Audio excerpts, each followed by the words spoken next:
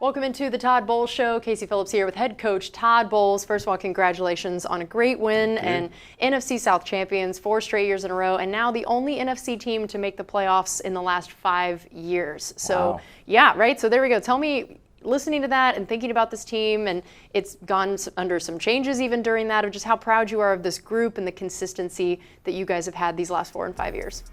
Really happy with the guys that's been here over that amount of time, and the new guys as well. The way they've brought them in the building, they've ingratiated them, the way they've blended in, the way they lead them, the way the coaches have adapted over the years, and the young guys are playing at a high level, and that's a credit to coaching. The guys that Jason and them brought in the building, the way the Glazers run everything, the organization from top to bottom has been run very well, and the team, between the players and coaches, there's not a lot of gray area there, and everybody gets along, and there's a lot of teaching going on. And you know, we've developed this mentality of no matter what happens, we'll keep moving forward, and the way they've brought into that and show up every week, no matter who's down, has been great to see.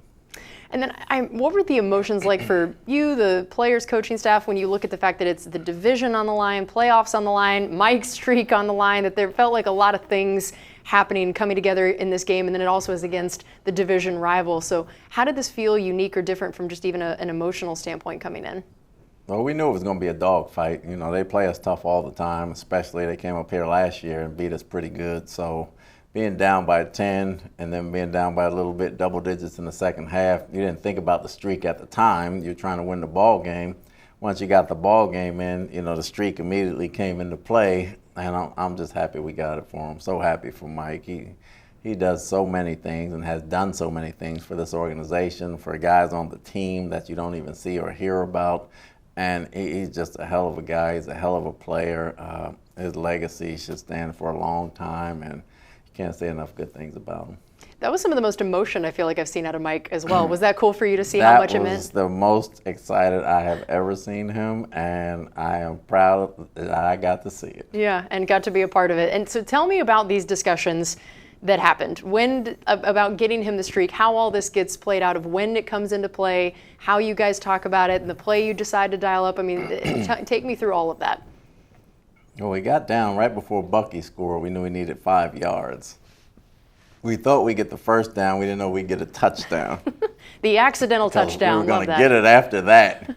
And then once we got the touchdown, we didn't know, with the clock running out, defense finally got off the field and there was some time left. And then we talked about what kind of pass we wanted to do to make sure it was safe enough to where we wouldn't turn it over and mess this thing up. But we really wanted him to get that record. And I definitely didn't want to be the guy that stopped his streak and going into for 11 years and getting 1,000 yards. And, you know, Liam drew up a good play for him. He went in motion and got set. He ran a quick outcut and he did the rest. And the sideline erupted. I mean, everybody was so happy for him, just happy to see. It was one of the greatest things I've seen since I've been coaching. And I imagine that the excitement of fans of your defense getting a stop to let that happen, to get the ball back, it felt like it was up there with getting a stop to win the Super Bowl, of like the way that everybody felt in that moment. I don't know if they thought we were going to throw it. I thought everybody thought we were going to kneel on it, and we talked about it, and I thought they were going to double him and triple him and make sure he didn't get it, but he happened to get it, and I was very grateful that he did. And then, so tell me, just for you guys, especially even on the defensive side, but overall, the adjustments of, like you talked about, the first half versus the second half of that game, on each side of the ball, what were the biggest things that you guys felt like you were able to do to have that comeback win and be in the position you were at the end to be worried about the streak and winning the game? Defense, it was really tackling. It was really tackling and understanding that they were trying to nickel and dime us and just sitting down on some routes and playing a little more aggressively.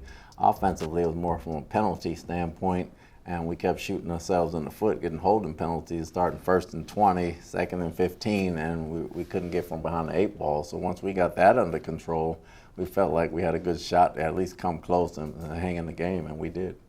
Yeah, the last 4 games before this one, you guys had only given up 6 points total in the second half, and you held the Saints to just 3 points, even considering some 3 and outs, even with a botched punt and interception, setting them up for some successful situations there. What do you feel like has happened in the last 5 games that lets you guys make those kind of adjustments at half, that there is such a difference in that first and second half so many games in a row now? Just the urgency. You know, the guys are locked in. They don't panic like they did in the first half of the season. They understand adjustments need to be made. Let's get the adjustments in. Let's go out and execute, and we'll be fine during the game plan.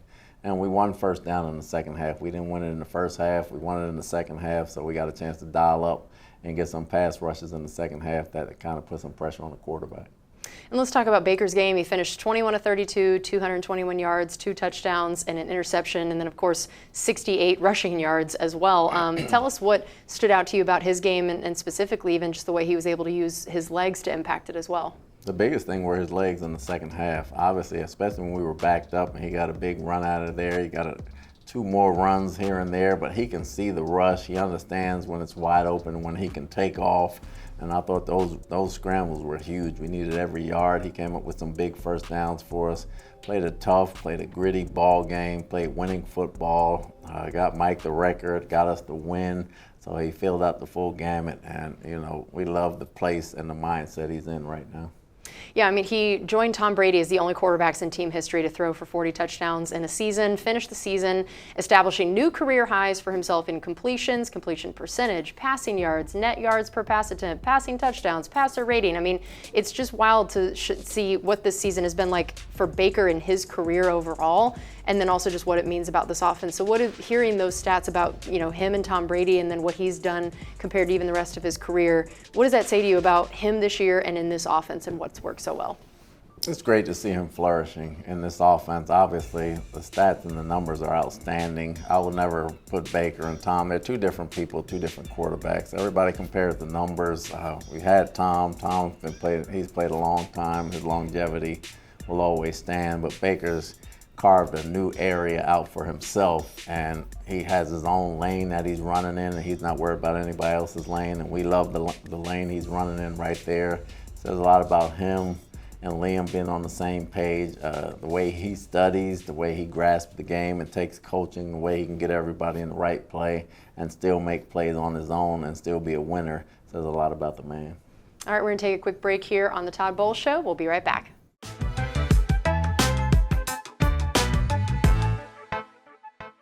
Welcome back into the Todd Bowles Show. Casey Phillips here with head coach Todd Bowles. Bucky, 89 yards rushing with a touchdown. He only got 5 carries in the first half and then 14 in the second. What shifted in terms of production for him, the game plan? I know it's kind of the chicken or egg of the offense not being out there very much early on, but also part of why maybe they're not out there as much as what's going on with Bucky. So what did you see as the shift in his ability to be so much more a part of the game plan in the second half? Well, we stayed out there longer. Obviously, in the first half, the defense has to get off the field, but the offense has to stay on the field as well. I thought we got started very slowly. I thought in the second half there was more of a sense of urgency, and we tried to buckle down and get some runs in there. Bucky had some tough runs. We got established on the ground, so that allowed us to get some throws down the field. Yeah, and he has now the second most yards from scrimmage and second most rushing touchdowns by a rookie running back in team history. And the team has a new single-season franchise record of rushing yards. To hear that and to think about where that stat would have been the last few years and just what a dramatic turnaround that is, explain how hard it is to take any stat category and have that dramatic of a turnaround and what it shows about what this team's been able to do. That's huge. It says a lot about the coaches. It says a lot about the offensive line. The offensive line, and most of them were here last year as well, so they've gone through some drought. So it says a lot about those guys' chemistry. It says a lot about the work they put in. It says a lot about the effort. Tristan, Luke, Cody, Ben, Graham. It says a lot about those guys. Schooley, when Luke went out, we had a lot of guys play. Hainsey played when Barton was out. So we had a lot of guys that contributed to that. And that goes to Carbs and Pacucci along with Liam, Thad, B-Mac, Skip, Peel, all of them. They do a heck of a job coaching. And then I know Jalen McMillan now, 5 catches for 74 yards and a touchdown in the game. That was his 7th touchdown in 5 games, which is tied with Mike Evans and Jimmy Giles for the most in a 5-game span in team history. And his 5 straight games of the receiving touchdown is the second longest streak by a rookie in NFL history behind just Randy Moss. Wow. When you hear those stats, those names, what does that say to you about his progress and then also potential? Says a lot about his progress coming on the second half of the season. His potential, the sky's the limit. He's understanding how to be a pro. He's a very emotional player, but he's bought into the offense. He knows he can make plays. He understands his fit within the offense, and the sky's the limit for him. And then I was thinking about how big it was for him to get that touchdown after even kind of the tough penalty. And I saw you kind of talking to him on the sideline right afterward, which first, how much credit do you give yourself for then him coming back and scoring? It was whatever you said to him obviously worked. And I'll take all the credit. Great. That's so perfect. I love it. Why not? And I just think about how big that was for him to be able to do that. And as a rookie, and we talk about the mental side of the game, to have a big play and then have kind of that tough penalty and then be able to come back and make a big play like that. What did those plays mean at the time of the game, and then just what it says about his growth mentally as well? They both were huge. Getting the first down was huge for him. Tried to explain it to him. I know he had his fingers taped, and what he thought it was and what they thought it was were two different things, and I tried to explain that to him. And he came back and he made the touchdown and made a huge play. I was so happy for him because it was a teaching moment for him, but then I didn't expect it to pay dividends that fast. It turned around and he made it, and you know, that guy's unbelievable. He's unbelievable. He's going to be a great player. And then I know we had Devin Culp and Payne Durham both stepping up again in the wake of no Cade Otton, that Devin Culp ends up with a couple more catches for 36 yards and a third down conversion, and then Payne Durham another touchdown, didn't throw it away this time. So growth on all fronts to keep a hold of the football this time. Tell me those two guys, what you've seen from them in these last two games, and you never want someone to be hurt, but are there ways that maybe Cade being out is actually going to end up helping them in the depth of the tight end room overall as you head into playoffs and next year? Yeah, it really is. I mean, Payne's getting a chance to show what he can really do, and Devin's just coming on the scene. Nobody really knew what he could do. He's a very athletic guy, very athletic tight end. He waited his turn, he studied, he goes out, he's made plays 2 weeks in a row now. So we're building a lot of depth right there when Cade comes back. All right, we're going to take another quick break here on the Todd Bowles Show. We'll be right back.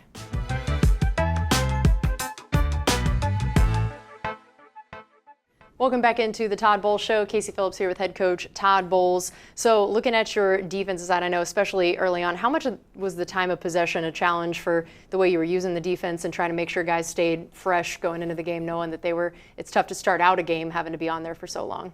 It wasn't that much of a challenge because they were nickel and dime plays. It's not like they did a lot of running. We just had to wrap up tackling, and they had to calm down from a mental standpoint and get back to doing the basic stuff. Take me through Yaya and Vita's sacks and what they each did well on those. Both effort sacks, you know, that's what you like to see. The coverage was good. Vita got a coverage sack, obviously. He worked two guys, then he worked one guy, then he threw him, and he made a sack. And Yaya came around the corner as well for his and came through with a chip, and then he got a rush on that. So he worked through two guys as well, and so that's a credit to the secondary helping him out up there. And then Vita now has a career-high 7 sacks on the season. What would you say is what made this season his best in that category? It started in the offseason. Obviously, he was working with Sue. Sue did a heck of a job helping him train and get his weight down and get ready to play. He came in fast. He used his hands more this year. He was determined. He stayed healthy for the most part. He controlled the middle. He played with energy every single week, and that was great to see, and he dominated. I know Yaya not only had the sack, but also a new career-high tackles for loss with 4. He's the first Buck with 4 more tackles for loss in a game since 2020. What was he doing so well to get in the backfield so often this game? He was determined. He was determined to play on the other side of the line of scrimmage. He was setting the edge well for us. He was dish-ragging guys. He was playing very physical ball. I know that learning Jordan was injured had to be tough from both a football and personal standpoint of just the way it happened, and then it's so late in the week and the game plan and all of that. So what was that like for you as a coach and for the team overall to be dealing with just the fact that he got injured in the way he did and the challenges of that just even emotionally, and then also trying to, on a Saturday, be putting in some changes there? I mean, that was tough. You know, Jordan's usually the guy that helps everybody else when they're in trouble. So when that happens to a guy like that, and it happens to all of us, and seeing how fast things can change from an injury standpoint or a life standpoint for that matter, you know, you feel your heart goes out to him, your heart goes out to everybody that's injured right there, but at the same time, you know, if he was in our position, he would want to play for everybody that was hurt, so we wanted to play for him as well. So it was a big blow, but we talked about it as a team, and those guys went out and they fought hard for him. Yeah, and what did you see from the play of your safeties in the game? Merriweather was solid for the most part. Mike dropped the interception. I think he cramped up after that, and that probably says a lot. But I thought they did a good job, especially in the second half, communicating and not giving up any plays down the field. I know Zion produced 6 tackles and a career-high tying 4 passes defensed. He's the only player in the NFL this season to record multiple games with 4 or more passes defensed, and is the first player to have multiple games like that in the same season for the Bucs since 2019. What stood out to you about his game, and particularly in that stat category? He played aggressively. You know, he hadn't played aggressively in a couple of weeks. When he plays aggressively, he gets his hands on balls. He missed 2 of them that he could have had, but he played very aggressively. He got a lot of hands on balls. He got a lot of PBUs, and he went after the ball, and I was very happy to see that. And we saw that Shaq Barrett got some of his first snaps since he came back. What did you see from his return debut, and kind of the plan for how you'd wanted to ease him back in? I was just hoping he wasn't tired by the time he got to the huddle, but he went out, and I was just excited to see him out there. When Shaq's out there and he's smiling, you know he's having fun, and you know he can do damage. I think he can help us even more going forward. And as he gets more into the game plan and everything in his shape, you'll see him out there more and more. And what did you see from the inside linebackers in the game? Well, Levante was the big one. He's going to have all the tackles. Between KJ and JJ, they understood their assignments. They knew where to go. We missed some tackles early on, but they cleaned it up later in the second half. And then I know Chase McLaughlin got his 15th field goal of 50-plus yards since joining the Bucs, which ties with Connor Barth for the most in franchise history. What has it been like for you just this season, watching his effectiveness, efficiency, and especially from long like that in a game like this last one where, man, every point was mattering there for a while? Chase has been unbelievable this year. He was great last year. He's unbelievable this year. I try to stay away from him and not talk to him as much because anytime you talk to a kicker, that means they're not doing well. So we have this great distance relationship. Wave down the hall. We get along, and he'll tell a corny joke here and there, but he's done a heck of a job this year. I'm proud of him. All right, we're going to take one more break here on the Todd Bowles Show. We'll be right back. Welcome back into the Todd Bowles Show. Casey Phillips here with head coach Todd Bowles. So now going into your week 1 of the playoffs, do you prefer a rematch against someone you already played in the regular season, or a totally new opponent? Or as a coach, what are the pros and cons of that? You're happy to be in. You don't care who you prepare for. You get ready to play, and it's all one and done from here. And it really doesn't matter. So to get to where we want to go, we're going to have to play them all anyway. So how you line them up, it doesn't matter. I remember when we played them week 1 and won fairly handily, that at the time, at least from a fan standpoint, I don't know that we knew how much to appreciate that win, because this turned out to be a really good Commanders team where, you know, to a lot of people it's, oh, you got a rookie quarterback, they drafted high last year. Did you know at the time that that was a pretty impressive win, and just who they had the potential to turn out to be this season? I didn't know who they were, but I didn't know who we were either at the same time. But I knew the quarterback was going to be very good. I knew that going in, and he's proven everything that I thought going in, and they turned out to have a heck of a season. We had a pretty good season ourselves, so it should be a good ball game. Yeah, what have you noticed about Jaden Daniels, both in that first matchup when we played them, and then just his growth over the course of the season and who he is now? Just his maturity in running the offense and making decisions, and he can beat you so many ways with the football, in the pocket, out of the pocket, running it, throwing it. He's a very sharp guy. He's a very tough guy. You can tell he's very mentally tough. To put a city on his back and take him to the playoffs like that, that was pretty impressive. What stands out about some of their other offensive weapons of guys like Terry McLaurin, their running backs, Zach Ertz? What are the things that stand out about each of those groups? Well, Terry's the deep guy. He had a heck of a year as well over 1,000 yards, and Ertz can catch everything on the inside. He's done a great job being an outlet for Jaden, and not just being an outlet, but catching touchdowns, and he's been doing it for a while now. And Robinson's a huge back, and they probably have Eckler back as well, so it's going to be a tough game. And then how about their offensive line? What stands out about them? Size, plenty of size. Obviously, they got a lot of size. They run the ball. He runs right behind them, the running back and the quarterback. They have quarterback runs. They have running back outside runs, so it's going to be tough to handle. And then how about a guy like Bobby Wagner, and then just the rest of their defensive front? Bobby is their Levante. He's been doing it for a lot of years now at a very high level. They're up there in years, probably the same pretty much. And there's not a play he hadn't seen. He can dissect things very well. Frankie Louvu is very tough on the inside as well. That can really rush the passer, so they cause a lot of problems. And then how do you see our team being built well for the playoffs, and what the playoffs require of you? Just because of everything we've been through, and really for us to win 6 out of 7, we've been in the playoffs for a couple weeks now, so this is really no different for us. We're preparing for another game, but it's still lose and you go home. Well, Coach, thank you so much. And again, congratulations on getting into the playoffs and winning the division again. Thank you.